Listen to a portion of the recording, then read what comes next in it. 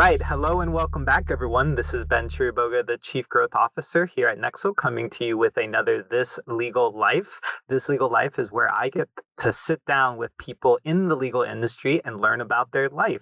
Today, I am very, very excited to be speaking with Nigel Russell and Lorna McDowell, two of the leaders at Xenergie. We're going to talk about what Xenergie is. We're going to talk about social leadership, social energy. But before we get into that, we're going to learn a little bit about Nigel and Lorna, how they came together, and what are they doing within the legal space. Nigel, Lorna, welcome to the podcast. Thank you very much. Ben. Great to be here. Let's get started here. We have a lot to do. I only have you for about 35 minutes. We're going to get into the substance in the sort of second half, but as listeners of the podcast are aware, the first half is really about the people on the podcast and their sort of legal life. And Lorna, Nigel, we're doing a double take here with both of you on today, and I don't know who wants to kickstart, but maybe the most interesting is, how did you guys come together? And then we can talk a little bit about the entrance into the legal field. Lorna, I know that you have a personal connection to the legal industry per se, but why don't you tell us a little bit about your background stories, how you came together, how you got into this work specifically, which is so fascinating, and and then we'll take it from there. Sure. Thanks, Ben. It's delighted to be here. So, well, I got into this work originally because I undertook a major life change myself. So my background was originally in the high-tech industry. I worked in international marketing. I worked predominantly around in kind of global cultural issues, and particularly helping people to understand each other across cultures and to look at reputation and image. But I left that behind to go and try a very different life, living in the west coast of Ireland. And I suppose that's really where my reflective journey began, and also my interest in things systemic. So I've always been interested in, from having come from being a marketeer, the difference between what we say we do on the tin, on the packaging, and actually what happens in reality. And so my interest was very much around the people aspects of that, and how can people be better, happier, more performing in organizations, and likewise organizations be more performing because of that better connection. So at Xenergie, our purpose is all around harnessing the power of human connection. And so we're interested in what happens really in those connections and the qualities of those connections at both a deep and broad level. So interestingly, I think Nigel and I knew each other as friends way before we became colleagues. In fact, I used to work with Nigel's wife many years ago in my international marketing role. And so our paths actually took quite different avenues for many, many years. And we came together a few years ago. And Nigel can tell you his story, but his path was converging more towards looking at some of the strategic human aspects of his strategic work. And I was really looking to, having grown Xenergie from my kitchen table to an international organization, really looking at how do we take the business a step further. So in between all of Nigel and I meeting each other, I think we bring a very good combination of kind of strategic and technical skills, and I bring now the background in the psychology and the kind of deep systemic thinking. But in between that, in the story, I came to work a lot with lawyers. In fact, my partner's a lawyer, so there's a personal connection there as well. But even before then, lawyers tend often to be more reflective than many other professions. And so in my work as a executive coach, as a psychologist, and as a person who provides, I suppose, a strategic space for leaders to reflect and develop themselves, a number of lawyers were attracted to our work because of its systemic nature. So we look at the interconnections between everything, and that's very much at the core of what lawyers need to do when they're looking at the whole picture. So it became quite a natural relationship to work with lawyers that wanted to think a little bit more deeply and broadly about their work, but importantly needed a space for themselves. And the nature of the work is very, very complex. Maybe we'll talk about a little bit more of that in a moment. But yeah, the focus for Xenergie became looking at how we work with systemic risk. And also that's obviously very important for lawyers to consider as well. So that opening has created a very interesting journey for working with lawyers from a number of different areas to helping them understand systemic risk to their own personal well-being in that, which is an important part of the story. And indeed, in my story, in working through this work, looking after myself and as a practitioner and a professional, growing a business, working with social energy and human energy, that self-care is very important. But maybe I'm going to pause there and just let Nigel get a word in edgeways, because he can add the other half of the story. No, thank you, Lorna, and thanks, Ben, for introducing and inviting us today. It's great to be here. It's such an important time for law firms, actually, in the legal sector, which we'll go on to later. It's as Lorna said, we met over 20 years ago, and my background was much more in the space of strategy development, organizational change, working as a consultant with some of the big consultancies. So doing a lot of work with international organizations across sectors, including some legal space. But very much what I really saw of my years of doing organizational change was how so often the organizational change failed. And one of the main reasons for that is that there was always a work stream which used to be called the business change work stream, or sometimes it was called the people work stream. And you can guess which was the one that always had the budget cut in big change programs. It was always that one. So change, very rarely sticks. And if I look back on, many of the big activities, organizational change doesn't really stick. So, over my time, I also went through a period of self-reflection and self-discovery as I was getting older, and thinking around what's really important. We spend most of our time at work, and how can I actually help to make that better for people? Leverage my experience of working with many, many clients in many different industries, and having visited, no doubt, thousands of offices over my career, and seen, kind of almost like the vanilla office, that everybody works in. Really, as I stepped out of that corporate consulting world, Lorna and myself started to look, well, how can we take the Xenergie work, which is around systemic change and systemic development, and really turn that into a business which has much more growth opportunity to it. So the timing is really good. We'll talk later around things like ESG and the social part of ESG, social leadership you mentioned as well. And, there's a real sense now that people want something different. They want to work in a different way. And in fact, organizations are having to work in a different way. So we got together from a business side. My particular focus, given my background in strategy and change and a lot of work in digital transformation, is looking at how can we actually begin to develop some digital solutions and use technology to help to improve the human side of business. It's a fascinating combination there. But looking at how do we actually measure and monitor and act upon what's happening underneath the surface of organizations. So that's my real fascination, and that's what we're moving into in Xenergie, and helping organizations to really address one of these most difficult areas of change, and really untapping a source of value that many of them have left on the side. So that's a bit about me. I want to ask a question, if I could, about personal journeys, and specifically personal journeys and personal reflection that leads you to this work specifically. Many people who have had the chance to self-reflect, the privilege, we could even say, to self-reflect in some sense, tend to make a big break or find something to necessarily work on.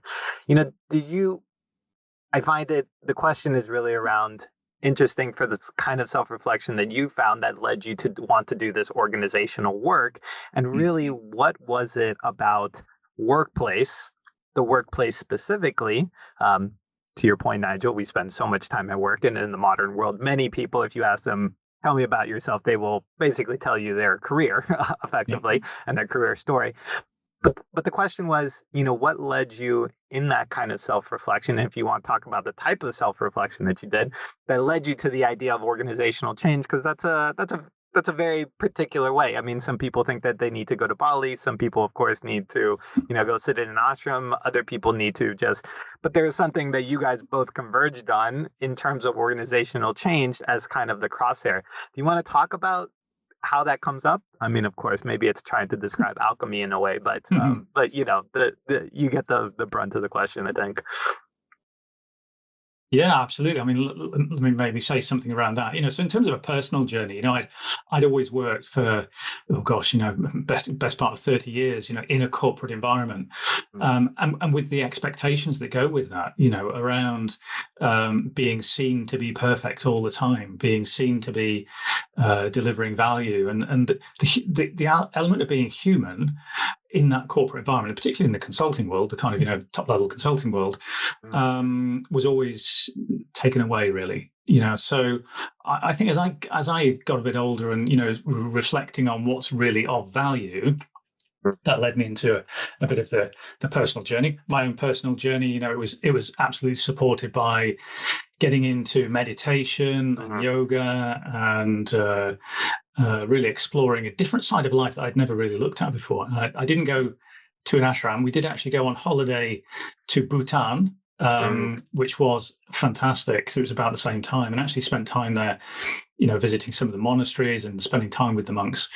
And it is a real eye opener when you think around what does it actually mean to be human. And I think it was Tony CA from Zappos who said it was something like, we wonder why people don't enjoy going to work on a Monday morning, and it's because they leave a piece of themselves at home. Yeah. So I always think it's a great quote. So for me, I think it was that discovering of what does it actually really mean to be human, and why am I leaving that at the doorstep when I go out the door and go to work? This idea of work-life balance, I always struggled with that, because why should there be a balance? Isn't work and life the same thing?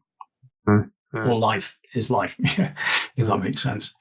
So I think there's that, the kind of that element of what does it mean to be human at work, and the link to organizational transformation is that certainly the systemic approach that we take, you have to connect that individual sense of meaning making together with working in a team, together with working in an organization, together with working in your big ecosystem. And at the heart of it, what is an organization? Typically, an organization is a collection of human beings who are doing human things. So, let's make that a much more rewarding and meaningful place to be. Lorna, over to you.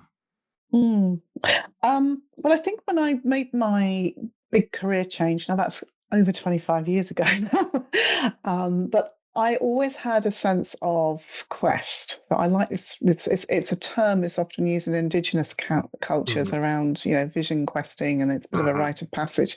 When I look back over my life, I was quite maybe a slightly rebellious child, not necessarily out there rebellious, but inwardly quite rebellious. So I was always questioning why.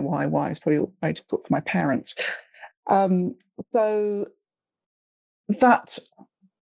that means that my life, I think, has always involved a degree of change and learning as well. So the big change for me was moving to Ireland, and I left a very good job, corporate career. I left my marriage, and I went and I almost went to the other side and removed all structure from my life and lived in quite a wild setting. But I learned so much from that. And one of the things that I really learned, and I retrained as a psychotherapist at the time, so I had quite a deep dip into the nature of being human. But I was really learning about human impact and how we are. Everything to do with our presence and how we connect with others really creates stuff. Whether we like it or not, we're always having an impact. And so, I think the other thing about living in Ireland is that there's a tradition here of exploring other worlds. So it's just inbuilt into the psyche. So this idea of working with imagination and working with what's within. is quite ingrained here. So I learned a lot around how we could really develop more of ourselves through that. So that really informed my own practice. And the more I've kind of worked with this in a business context, particularly with leaders, we talk a lot about executive presence, for example, which makes or breaks a leader. But executive presence is really about an absence of fear. And going beyond that fear of change, that fear of, or thinking I'm not good enough, because we all have the kind of inner saboteur or thinking that, somebody else should be there. Going beyond that really does require one to step outside of oneself and imagine something quite different. And the power of the imagination has really been underdeveloped. And again, I think that's something, just putting that back into a legal context for a moment. I see lawyers often in their personal lives really into their learning, great imaginations. They might be great musicians, but when it comes to going to work, something switches off. And so, this idea of reawakening who we are and how we are has been very, very important to me in my journey. And certainly seeing that happen for leaders and how leaders really excel when they go beyond that point of what they find to be comfortable and explore those other dimensions of themselves. That's really powerful and it's very compelling. And the more a leader does it for themselves, the more they do it for others and help others into it as well. And that's what we need in the world right now. We need to know how to reimagine a better place or to make what we have right now really work for us, and to go beyond all of the fear and separation. And that's very much what we're about in Xenergie, without kind of thinking we're the solution to world peace, because that's a big deal. But if we can really activate that within how leaders and organizations work, we start to really activate some important potential and connections in people, and it is possible. So that's really what we're really passionate about. I've probably gone off piste a little bit in my answer. No, it's you've provided a lot of good fodder here for I think for us to grow from. Let's talk about the idea of leadership specifically within the workplace right now. And if I'm hearing you correctly, you see it as a fulcrum of good organizational change, something around the nature of social leadership, specifically within the context of work today. Now, maybe we can talk just a little bit about that. You've seen like you focus, and we're going to focus this conversation specifically on the idea of leadership, specifically social leadership, and giving them something extra. Lorna, of course, I love your ideas of imagination, rather than maybe just put all leaders in psychoanalysis and see what happens. That would be something else, of course. But right, So let's talk about sort of the state of leadership and maybe the crisis of leadership. And every leader that I know, be it because they have a fancy title or, you know it when you see it, kind of thing, they are existing in a sort of sense right now between these two places. It feels like I can say that from my own sort of perspective. What is it about leadership right now within the context of work, within the context of 2024, with all the other socioeconomic sort of situations? What's the character or maybe the missing element to leadership right now that we might be missing? Let's diagnose this a little bit in that sense, maybe. Well, I think one of the first things is that the rule book has changed, or it's been thrown out the window. So if we look at the history of organisations over the last century, it was very much built on the hierarchical model, and I think law firms are very much part of that. But today's organisation is far more about tribes and networks, and it's not about the buildings anymore, as we know. It's all about how people connect and what they connect for. So purpose and mission are really front and center of everything, as opposed to waiting for instruction about being told what to do, or going to work and following the rules. We almost need people that need to know how to work with guidance and without rules, because we're rewriting the rules as we go. And this can be really tough if your normal state of working is really waiting for very strong guidance all the time or working by the rules. So it's a really interesting time around. We need people that can both help maintain a level of order, because you can't just throw away the old order. It's still functioning at a certain level. And at the same time, we need to introduce work with these new ways of working. We talk about new ways of working all the time. But what we're actually talking about is that expectations are fundamentally shifting on all levels, and it's far more stakeholder driven. So we're answerable to many more people. It's not just about the few at the top. It's about how we really embrace that diversity and understand what a different whole multitude of people involved actually need from their exchanges within the organisation. What value means at different levels. So that takes new sets of measures and ways of working and thinking about it differently. So we've got to really engage the thinking bit, the imagination bit, and so on. And I think I might add to that, another part of the crisis of leadership at the moment is the change in context. So, the leadership models that existed in the past don't work now because the context has changed so much, particularly in the legal sector. As with all sectors, we're seeing technology coming in, but, AI is having a big impact already. Technology is a massive thing in the legal sector, whether it's document management or case management, bringing together things that used to be sit in disparate systems are now all coming together in one place. And that has an impact on the way that organizations need to manage their clients, the way that they manage their own internal organizational structures. We're seeing, the rise of matrix management structures that might have local legal teams, but with global functional groups, for example. And then we've got changes in legislation. Certainly here in the UK, we've got this year a change in employment legislation, which means that, people have the right to define the type of contracts that they have and the type of remote working they want to do, or hybrid working, or whatever it may be. So, and leaders need to be able to respond with a new form of leadership, which is much more flexible, much more open to change. As Lorna mentioned, kind of critical thinking, problem solving. These are all maybe the kind of slightly, in the past, have been seen as slightly softer leadership skills than the technical content skills, but they're so important now because things are just moving at such a pace, and they're only going to get quicker. Yeah. I asked the question because I'm just going to throw out, are you familiar with integral theory? And yes. Okay, yes. Right. Okay. So of course there's so it's a shared language. You can look it up if, breaking the fourth wall.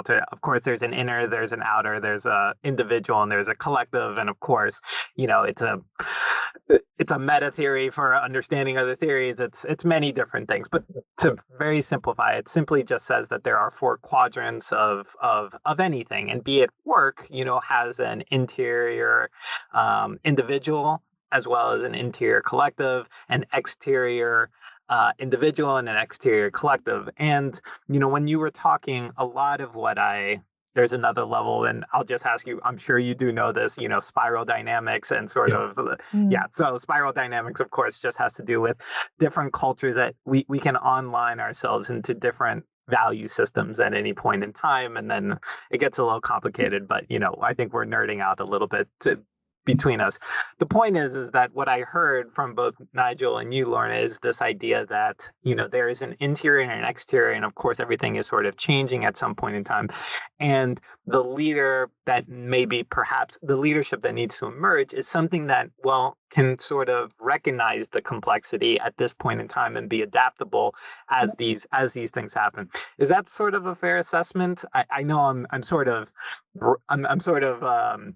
scaffolding us with theory, of course, but for those who want to go look at these things, it's interesting. But is that a lot of sort of where you're getting at? Yeah, absolutely. We refer a lot to integral theory, and also one called Theory U, which is about the process of change as well. And I suppose complexity isn't going to go away, and so. When clients start working with us, sometimes they say that if only I could simplify it, or how can I prioritize this? The thing is, you can't necessarily simplify and prioritize anything. You've got to be able to deal with a number of things simultaneously, both and also, importantly, understand that some of the things you might be attending to may not be worth it in a few years' time as well. So there's a lot of, this is what I mean about the thinking bit, is really kind of be able to analyze that. And so I think it's, things like integral theory are actually very useful for leaders to know. And we've developed a kind of a version of that for organizational work, which is quite very helpful to work with.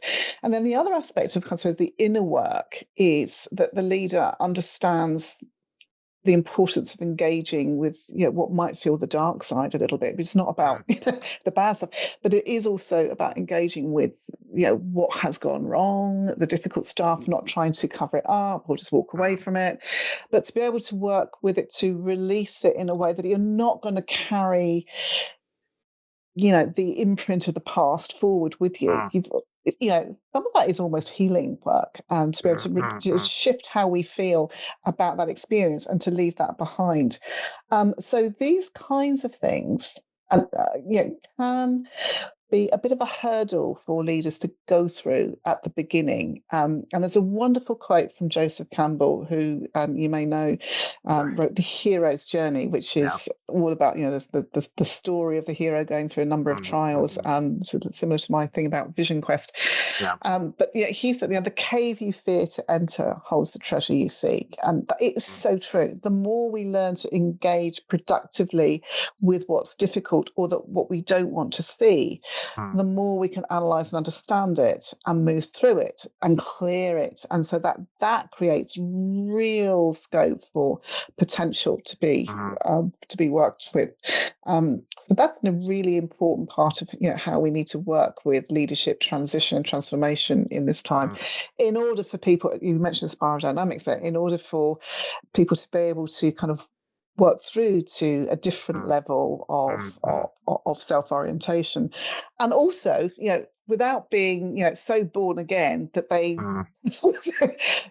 disconnect from those that they are leading or working with. That you've got to be able to speak the language of all levels, and to really connect with a number of different people in a number of different ways. So this also speaks to things like influencing skills and connection skills, which is all part of social energy. How you analyze the different kinds of connections that you have. And I'm not talking about Facebook connections. It's much more about the quality of what happens in exchange and how you create value together, and how you just make sense of stuff together. Because so much stuff, all the gridlocks we get caught in organizations tend to start at a head level.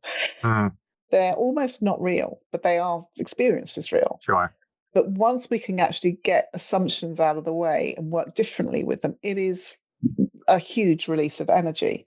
So working with social energy involves all of this kind of analytical work, going a bit deeper, seeing what is the internal mindset shift that needs to happen, and how do we start to work at that together? Because you can't do it alone. You've got to do it with others.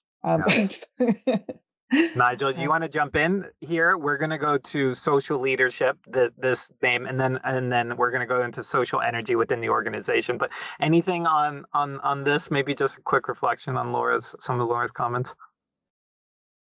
Yeah, I think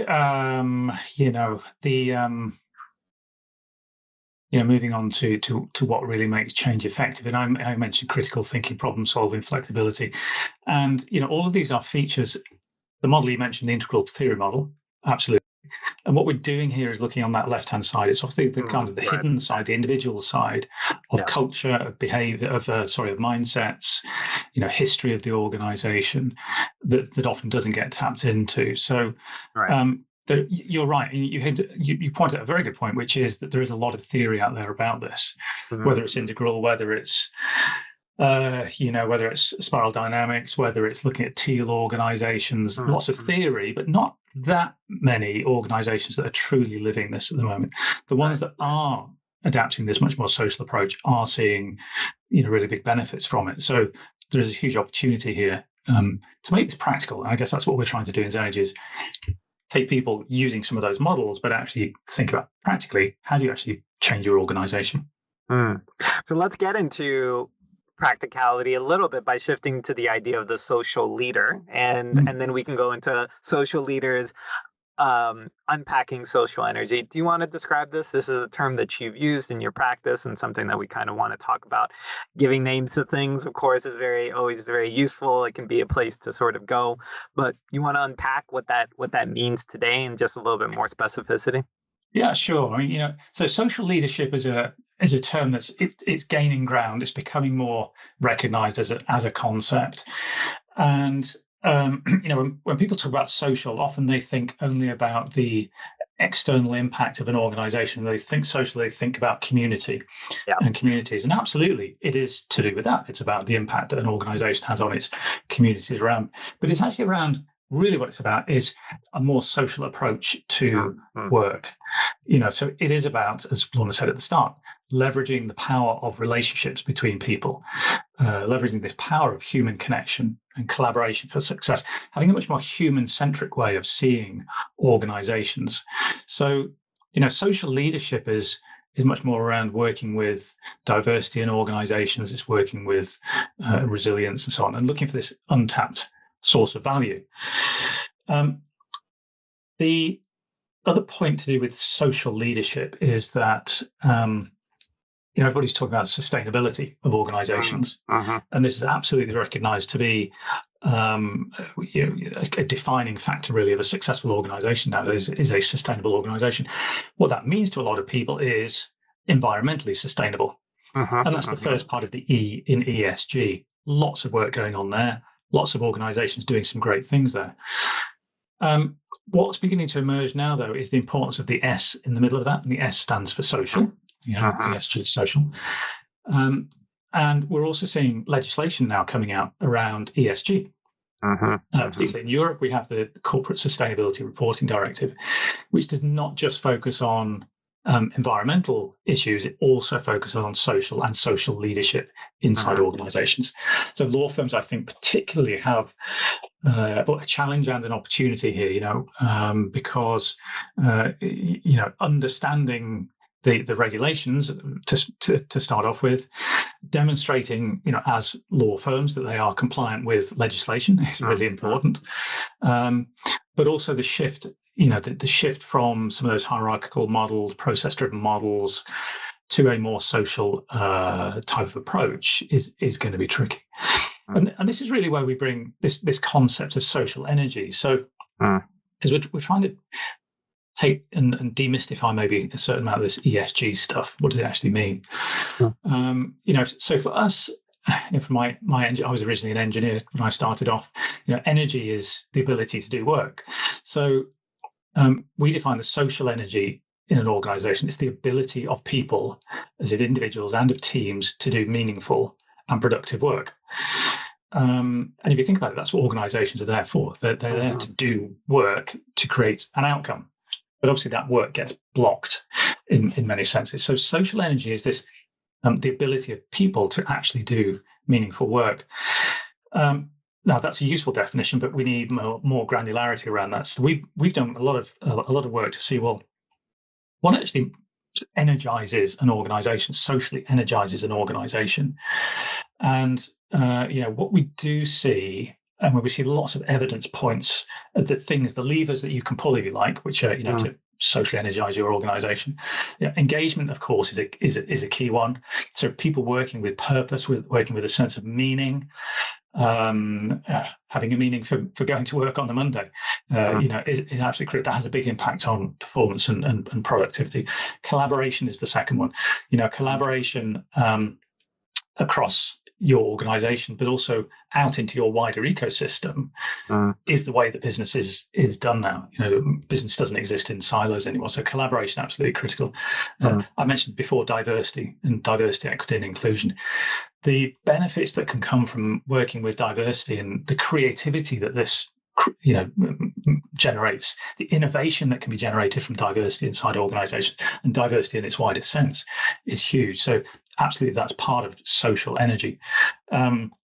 We also look at resilience and the ability of an organization and its individuals to be resilient and regenerative.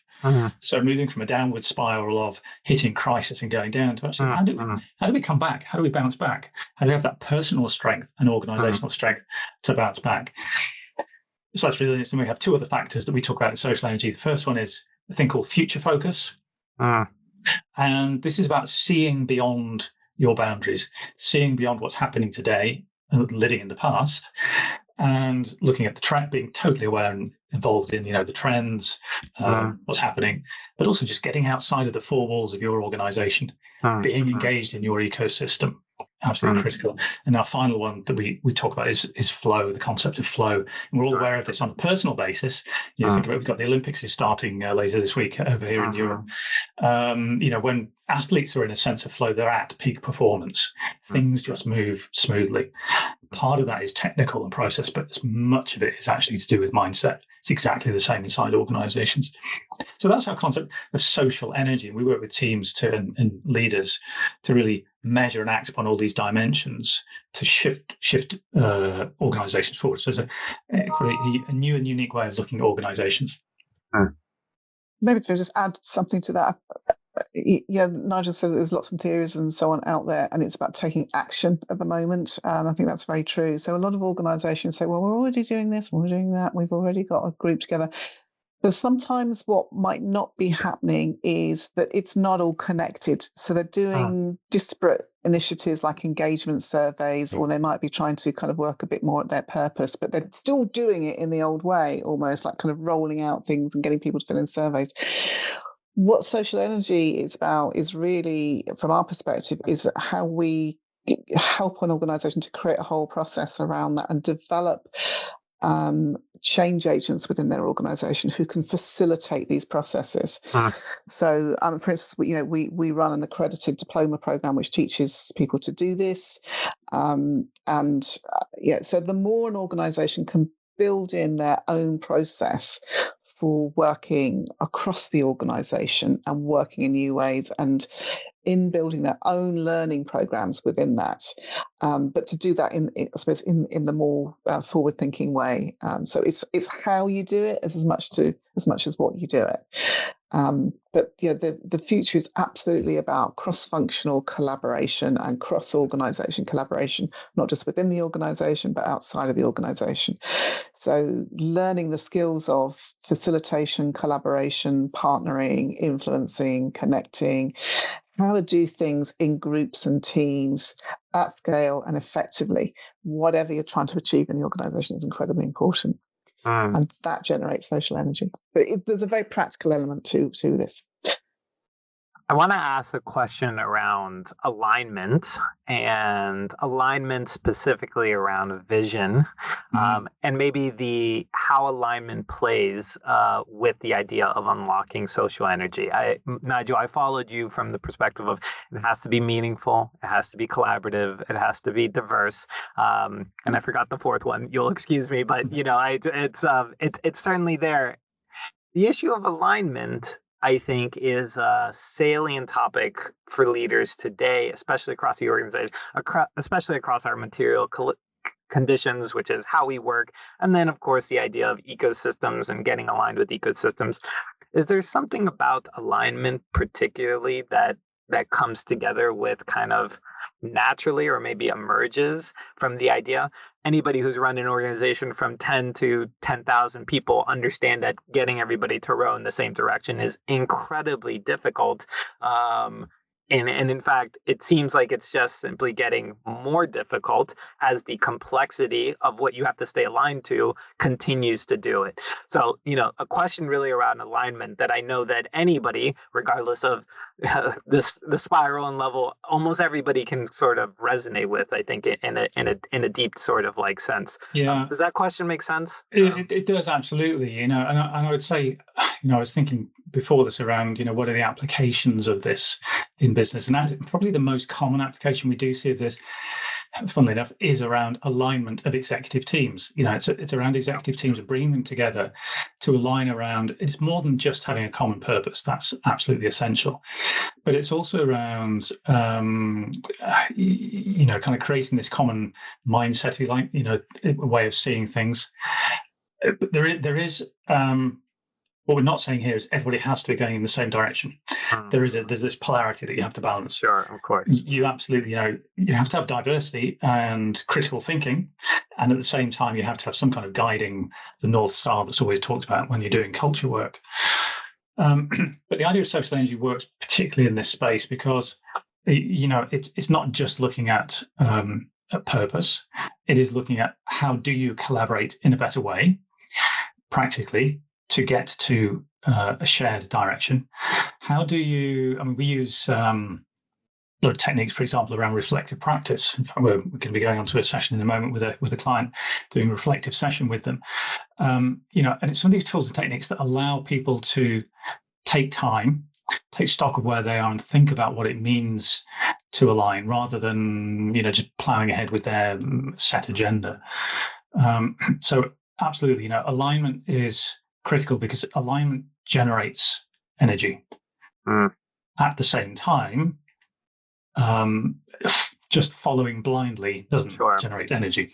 So there's this kind of really interesting balance between the two. I think there's another word which is useful in there. Alignment is a noun. Aligning is refers to that as more of an ongoing process, but also it's about connecting. I want to let's maybe unpack a little bit. I like your idea about a reflection session. I just want to check in with you guys. How are you guys doing on time? Is your next thing at 10? We can. It is. Yeah. Okay. So we'll wrap up in another 5 minutes. But it's I'm having too good of a time. So maybe we'll have to get you guys back on the podcast at some point soon. Let's talk maybe with just the last couple of minutes with the idea of execution of this work and the organization. Do you want to unpack just how does this go about? You talked a little bit about reflection sessions. You talked a little bit about executive alignment and sort of meetings. We don't have to go into the modalities and stuff, but the settings are these working in retreats. Of course, it's yes and all of it, but how do people sort of get started in this? Is it daily work? Is it quarterly work? You want to just unpack kind of the schedule and curriculum, if you would. I know it always depends on the organization, of course, but just give us a sense of flair of this. So, it's all of those. But the starting point can either be, there might be one person within an organization who is responsible for change, wants to create change, could be the leader, but they are usually a place where they want to get other people on board.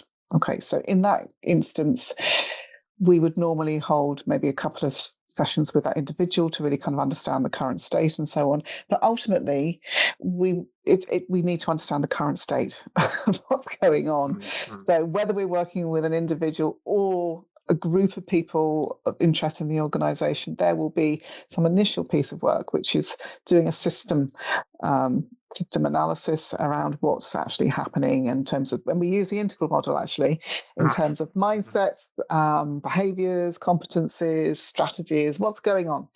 And we back that up with interviews. We do some psychometric assessments sometimes as well. So there's a number of different ways we can kind of intervene at that level.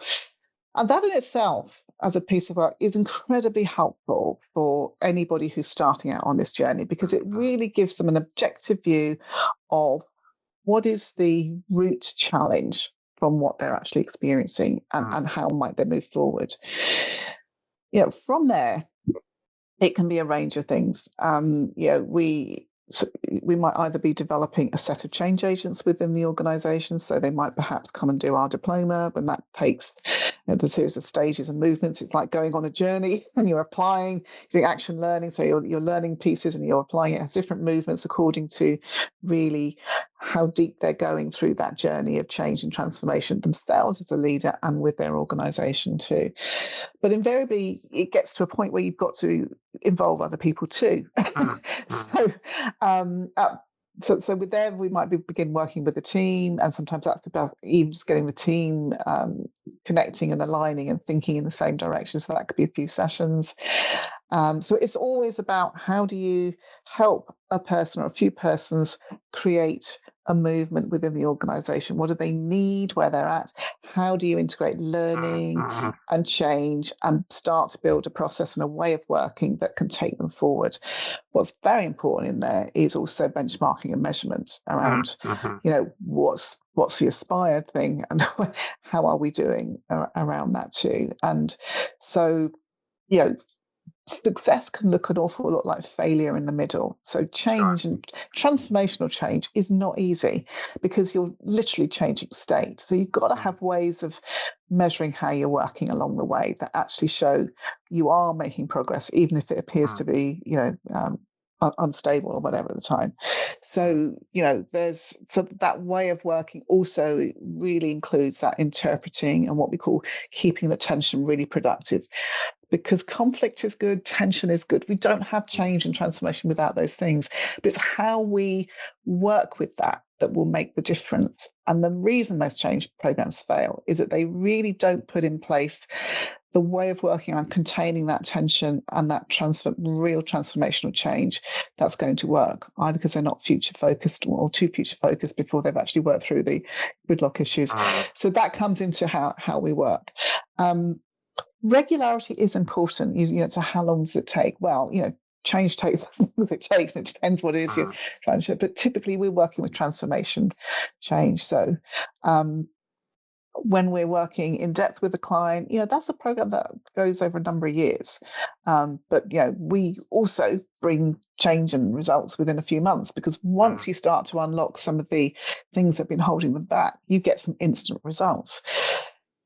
So it's above all about establishing a new way of working as opposed to just fixing a leak. I think with that, the trigger for change is really important here. You ask about how do we work with clients, and yes, we might have some clients who say, I'm really interested in this social leadership concept, and we may want to change the way we work, and that's great, and absolutely we work with leaders in that. But typically there's a trigger. There's something happening in the organization. Particularly with, for the law sector, things like post-merger integration, really important point here, where there is a merger of two cultures going on, rather than trying to do the change and then thinking about how do we socially lead in the future. You're actually learning the skills and techniques and applying these techniques to support that transformational change. It's action learning. So that's one. Crisis resolution, another really great example. When an organisation is in crisis, is a good time to do this. Talent retention is the other big one. When there's challenges around talent retention, looking at, well, what is it that's actually causing that? Is it or talent retention and attraction, of course. So some of these, typically what we'll do is we'll go and do transformational projects with clients. And through those transformational projects, we bring the concept of social energy and social leadership as a way of transforming, rather than just as a topic on its own. Yes. I want to get us out of here nice and simple. You guys don't have that much time, unfortunately, with us together today, but I will absolutely have to have you back. I made it through an entire podcast without saying anything about AI and sort of the nature. Amazing, kudos to me. But and I also want to ask you about pushback. Not everybody's going to want to do that, and of course, there's this trade-off between what is doable and what can be done at this point in time. And I'm sure you have lots to say about that, especially within the context of the legal industry and generational changes and attitudes and value systems. So a lot to say there, but but the tension is where the gold is, certainly. So we'll have to have you back, but I just want to give you guys the last word in terms of just first of all, kudos for the work you're doing. I don't think anybody listening will not recognize that there's a need for change based on the increasing complexity.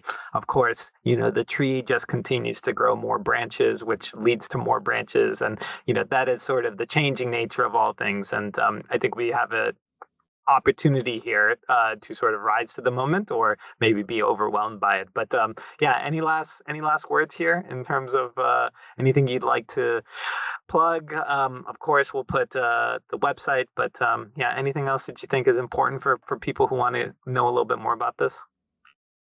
Well, I mean, I think I would say, what we're trying to do is make this accessible to people. So, what's the easy route into this? And, we have a service that we call Social Energy Ignite, which is basically, working with your leadership team. We'll come in, we'll do an assessment, we'll look at the data. We have a data model that sits behind this. And, we do a collaboration alignment style workshop with a leadership team to look at the challenges of social energy and their opportunities. So that, that's one great way actually for organizations to get started, quick, value for money way of getting started, I would say. Sitting behind that, we have a whole depth of services and training that we can move on to. But yeah, that's a good way to get started. Lorna, anything for you? Last words? Yeah, I think the thing I'd like people to understand is that whilst this is complex, once you're into it, it's really compelling and enjoyable. So, as I said, the cave you fear to enter holds the treasure you sink. And so there is so much personal as well as professional gain from this work. You won't look back. So I just want to encourage everybody, particularly those that are maybe a little bit suspicious of it, to make contact. If you want us to have a chat with us, we're very welcome. We welcome anybody to get in touch and just find out more. Yeah. Thank you. Well, Thank you. We're going to get you out of here with 1 minute. Nothing like walking into another meeting. But on behalf of all the listeners, including myself, thank you so much for the time. We will definitely have you back. And thank you, everybody, breaking the fourth wall again, for listening. If you like this, if you love this show, please give us a like, subscribe, all the rest of it, share it, so we can get this message out. But Nigel, Lorna, thank you so much for being on the podcast today. Thank you, Ben. so much, Ben. Absolute pleasure. Bye-bye. Cheers. Bye, everyone.